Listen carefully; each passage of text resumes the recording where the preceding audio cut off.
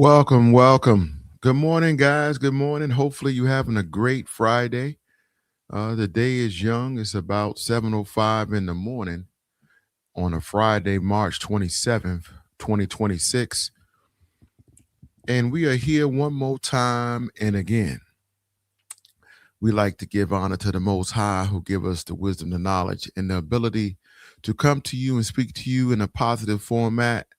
Hopefully, it's applicable to your everyday life situations. Here at Humanity Unplugged podcast, we wish everyone a great March as it leaves us and a prosperous April as it comes in. And we want to thank you for all your continued support on all social media platforms. I am your host, Jermaine McCrimmon, and this is a continuation of an episode we did on Tuesday. I found out also, guys, I'm sorry, I did do a sexual predators episode last year. I didn't know I did. I've done a lot of episodes, and I realized I did do it. So please forgive me. But nevertheless, continuation of giving you some information. And statistically, we need to look into this episode and see what lies beneath the surface of sexual predators and offenders. And let's look a little deeper into the percentages of what's going on. And hopefully we can uh, share with you some information that you can use in your everyday life. Oftentimes, guys, as we look into stuff like this, we'll see uh, things that we may need to adjust. And what I mean by adjust is just take a notion, a look. Let's look into some things. Let's look into our kids' surroundings and things as such. So we're going to look into that. We're going to look into some big states, some New York State, North Carolina State, the percentages and things as such of these offenders and who's registered and who may be out there. Because it's important that we see that and we know what's going on. You know what I'm saying? It's very, very crucial that we see that and know what's going on. So hold on, guys. My printer's acting up. I don't know why we're going through this, but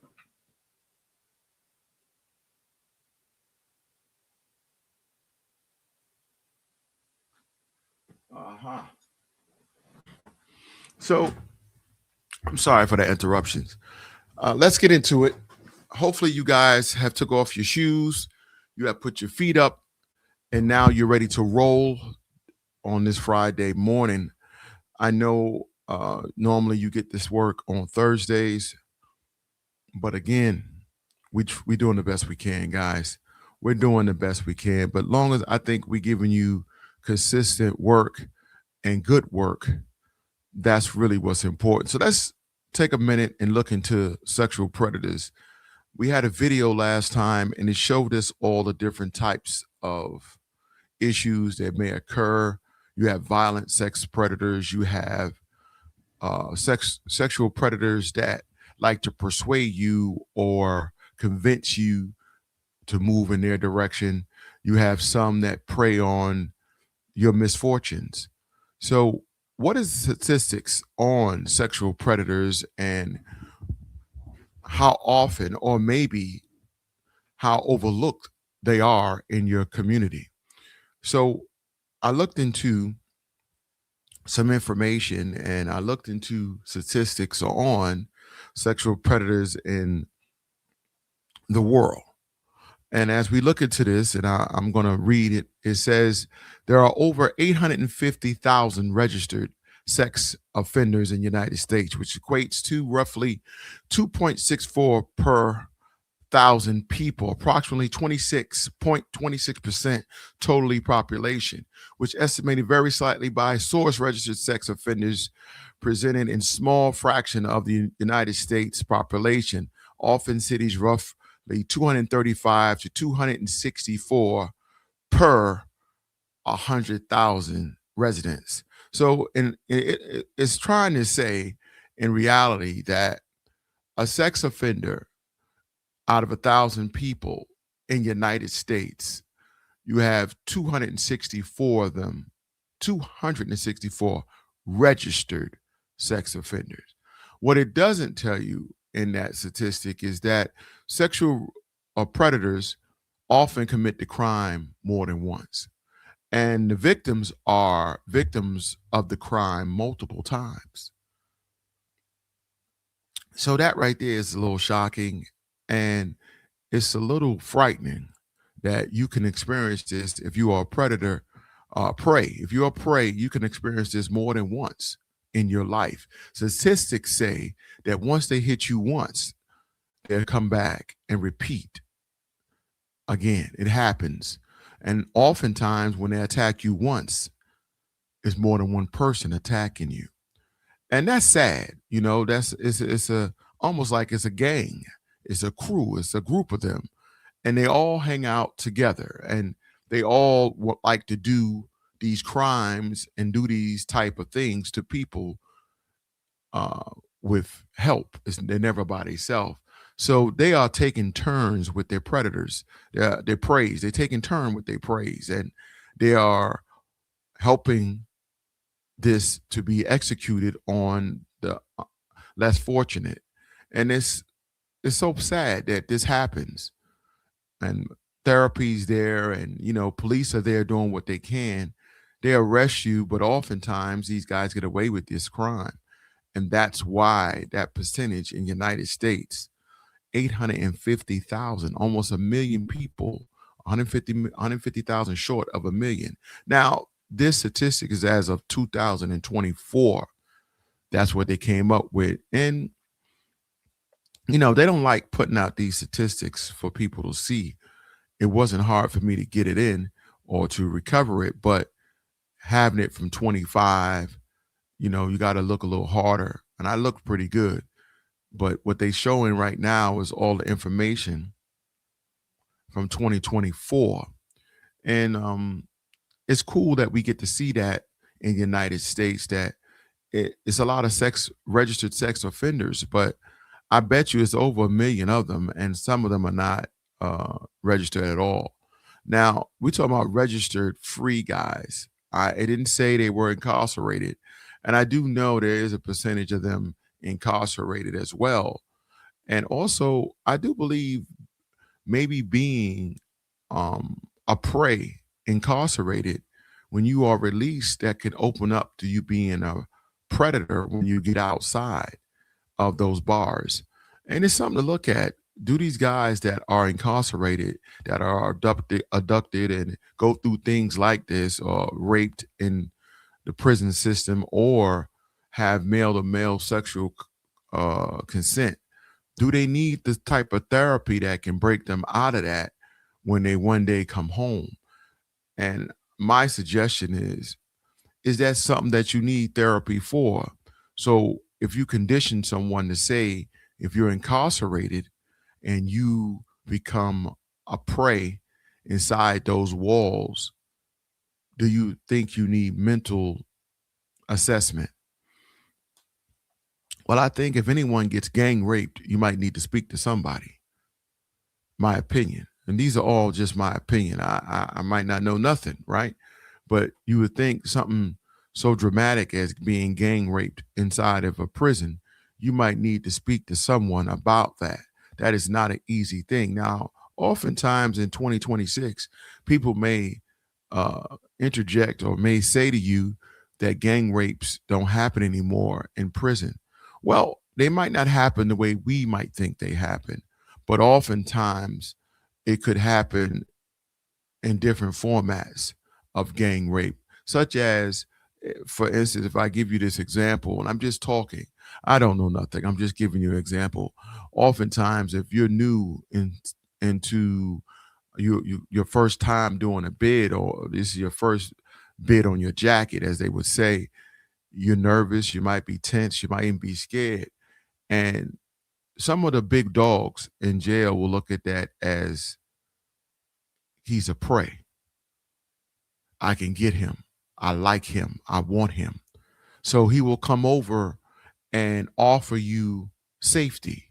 He will come over and offer you to bunk with him or spend time with him inside his cell where you will feel protected and you'll have food and you'll have underneath him, no one would bother you. And to the naive mind, you would say this is a great gesture and maybe even say, thank you for looking out for me. But in return, in his demonic spirit of this man that came over to do that for you, he wants your buns. He wants to take you and bend you over and give you things that you don't want in your backside. You know, he want to give you uh, some pork, as they would say, heavy pork in your back. And you don't know that because you're scared and you are still adjusting to being incarcerated. Meanwhile, he done protected you for a couple of weeks. He done fed you food. He done got your laundry done. And you don't see what's going on, but you're now somewhat of his woman. These things happen in incarceration. It happens in jail all the time. Um, and what happens next is very frightening that he's you're sleeping on the bottom bunk and he's above you. He's walking around with his Johnson all stiff. You're seeing that. He might bump into you a couple times with his Johnson and he might tell you that, forgive me, excuse me, whatever. But he want to see if you understand what's going on. He want to see if you can understand what's coming next. Or do you play with the program that he's pushing out? And then that day comes where he tells you he likes you, where he tells you you are his one and only special friend. And he wants to give you something that he feels you need. And I want you to know, ladies and gentlemen, and to all my listeners, this is not nothing you want to receive. This is the beginning of your end. You're going to make a stand right here or you're going to fall for anything. But you didn't hear this from me. I could be just making things up. And what I'm saying to you don't happen in real life. But I suggest to you, if you use your great imagination, what would you do if someone did this to you? What is your next move when he tells you he likes you and he got some meat that he want to hand you, some pork? And now when he tells you this, oh, he's not by himself. He got about 4 people in the room. And they're ready now to move on you. And you're going to get this work. Oh, you're going to get this work. And they hold you down and they rape you. And they possibly take turns on you. And they take you from behind and they threaten your life and they got a blade to your neck. And they got you bent over while one guy's looking down the hall for the CO. The other 4 holding you down while this same man is raping you. This is a devastation to your life, to your family, to anyone that knows you, and to yourself. Do you know oftentimes men that this takes place or happen to, they commit suicide afterwards?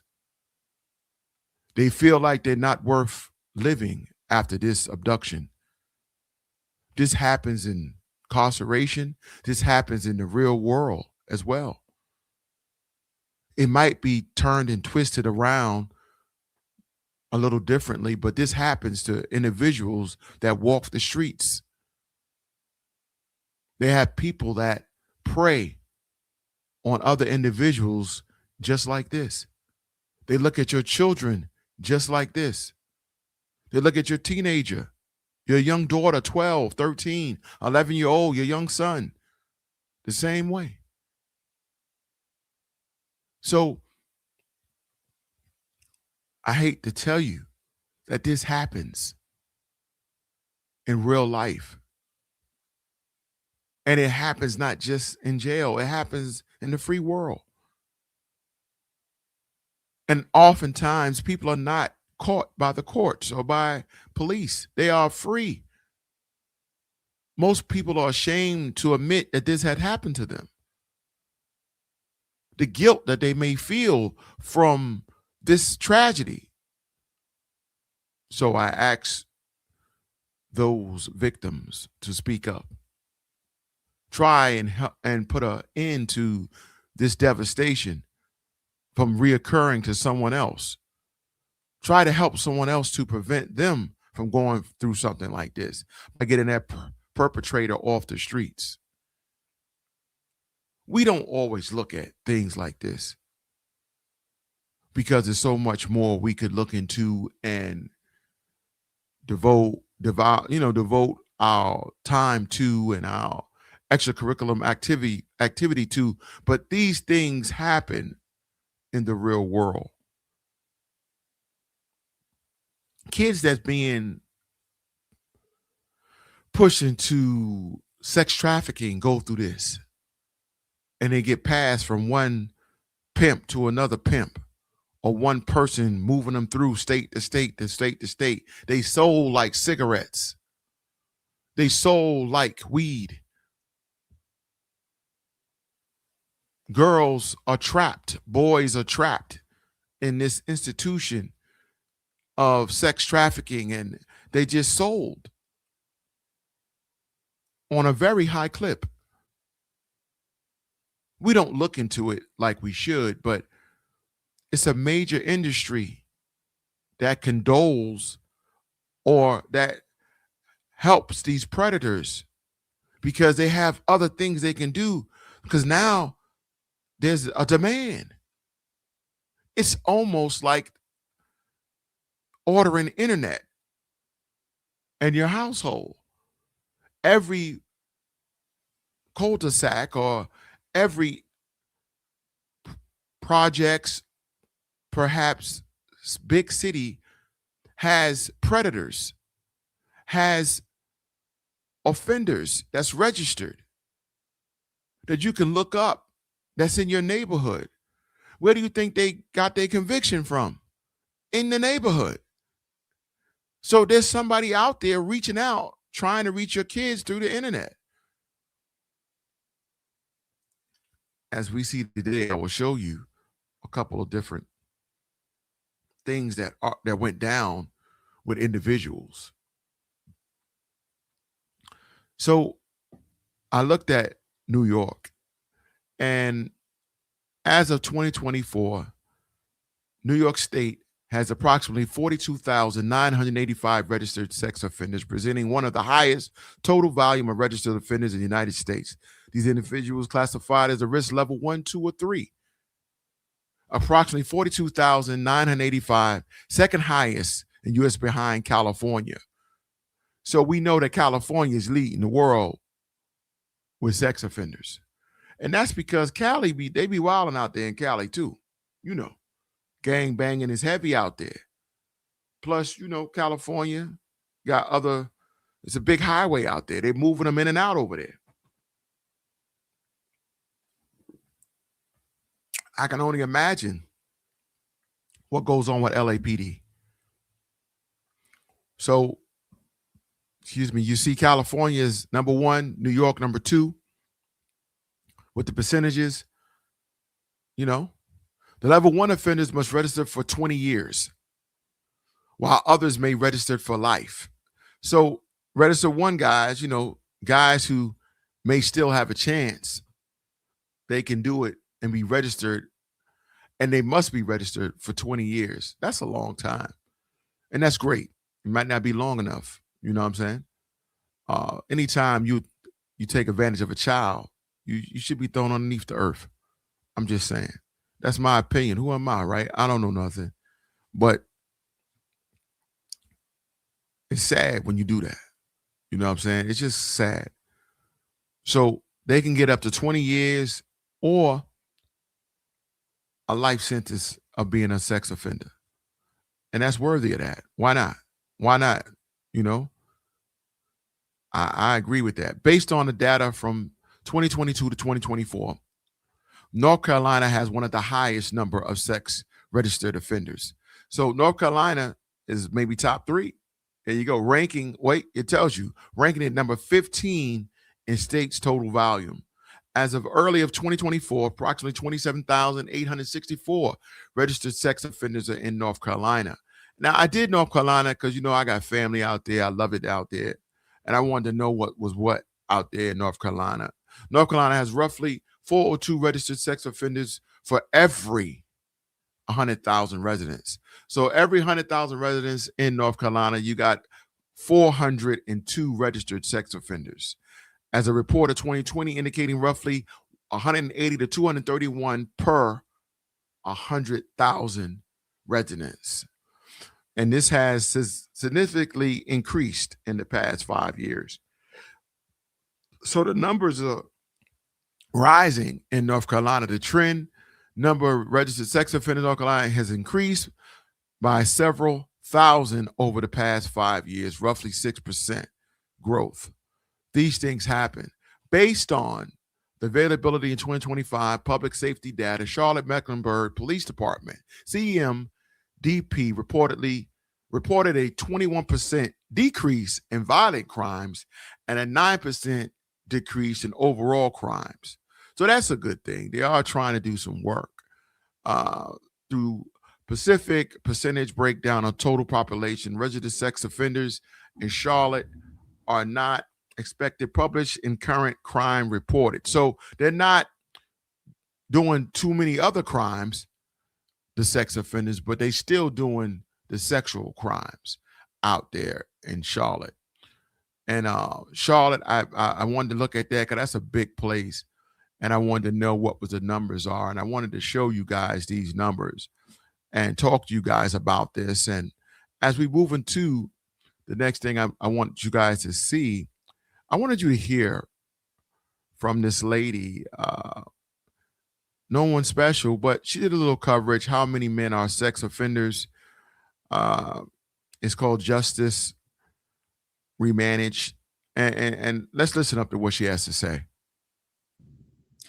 Okay, so there's a lot of talk about how many women experience rape or sexual assault in their lifetime, and it's about a quarter. So about 1 in 4 women will experience sexual assault or rape in her lifetime. But there's not a lot of talk about how many men are sex offenders. And the biggest reason is because it's really hard to determine. First, as we've discussed in previous videos, most reported sex offenders are not held accountable for their actions. In fact, it's a very, very small percentage. So we can't be going by that alone to determine how many men are sex offenders because it simply doesn't reflect an accurate picture. Another way to possibly determine it is through surveys. So there have been studies done where men are surveyed. Sometimes they're asked direct questions like, have you raped someone? But most of the time, these surveys involve behavioral questions, such as, have you ever had sex with a woman when she didn't want to? Or have you ever forced a woman to have sex with you? Even with these studies, I don't think we get a very clear or accurate picture of how many men are sex offenders because we're basically asking them to admit to a crime in this survey. So it would make sense that it would be difficult to get an accurate picture that way.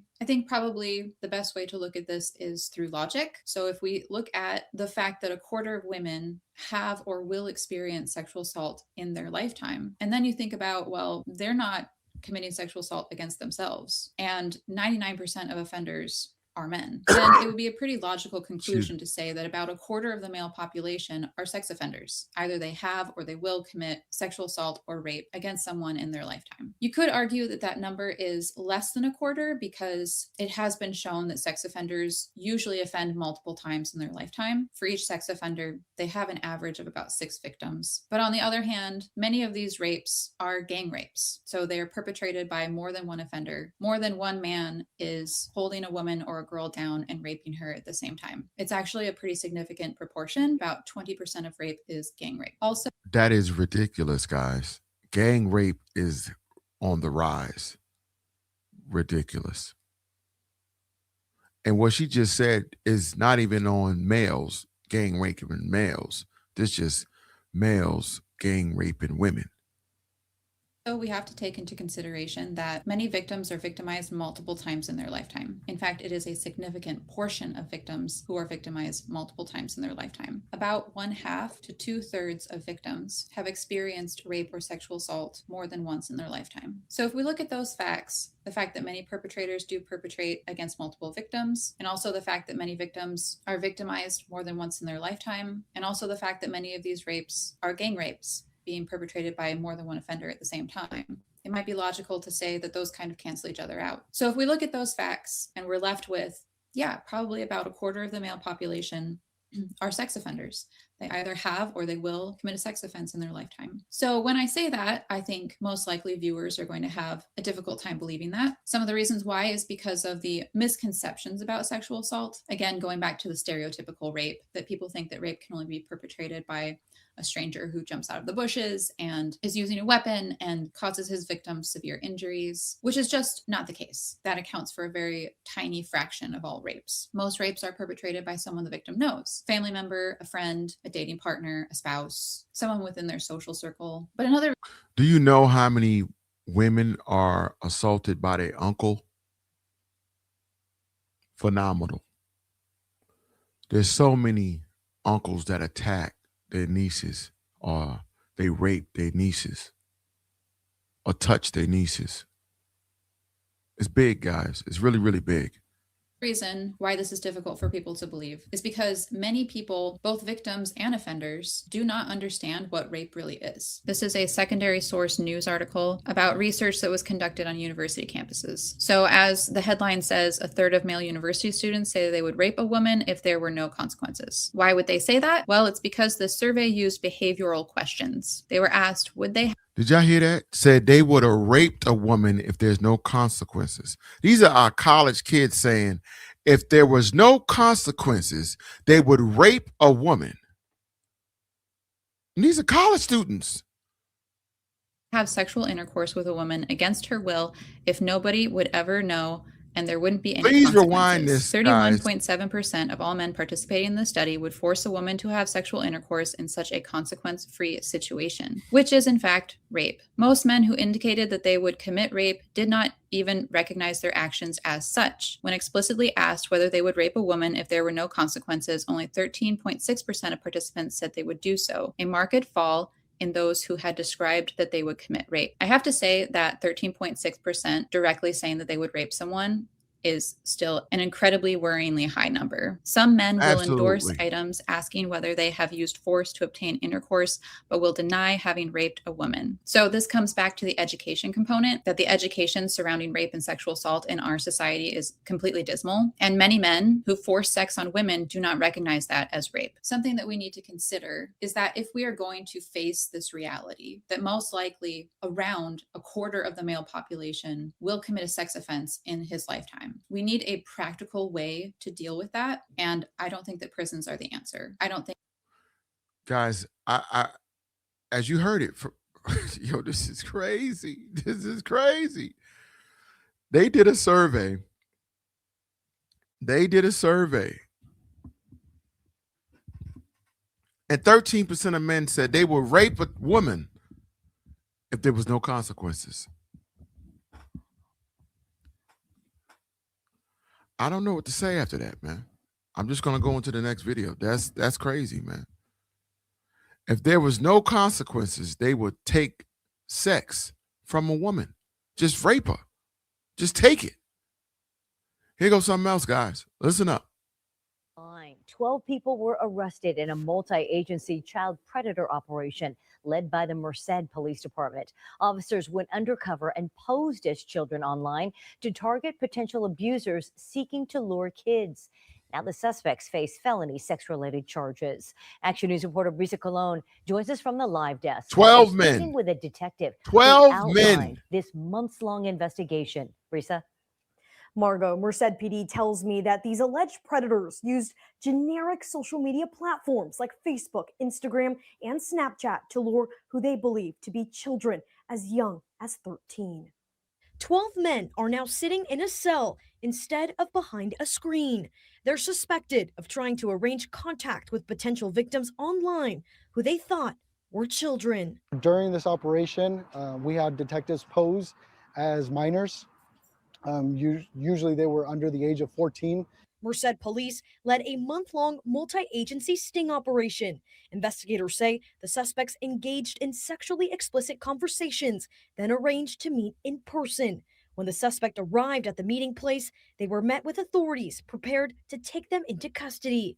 6 of the suspects were from Merced County, but the other 6 traveled from out of the area to meet their victim in Merced. Some came from as far away as Tulare and San Benito counties. These individuals had clear intent, and they demonstrated that they were in fact trying to commit these crimes. Police say these suspects use social media platforms such as Facebook, Instagram, and Snapchat to lure underage boys and girls.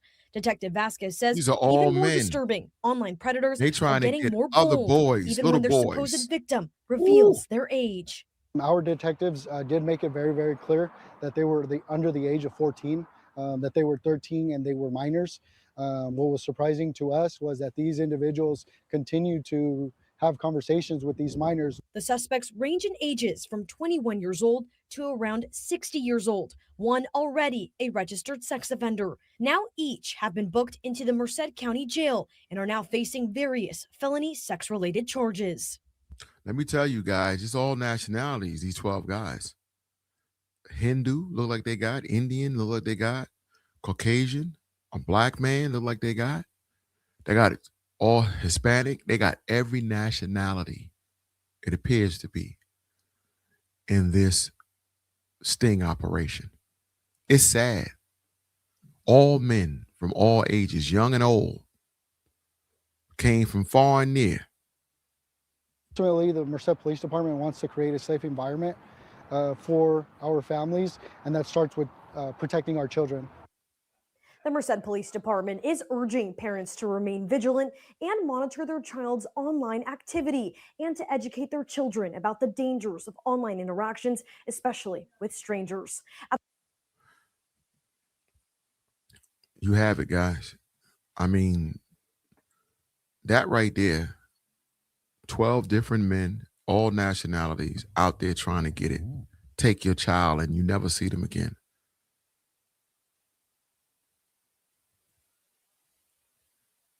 It's crazy, man.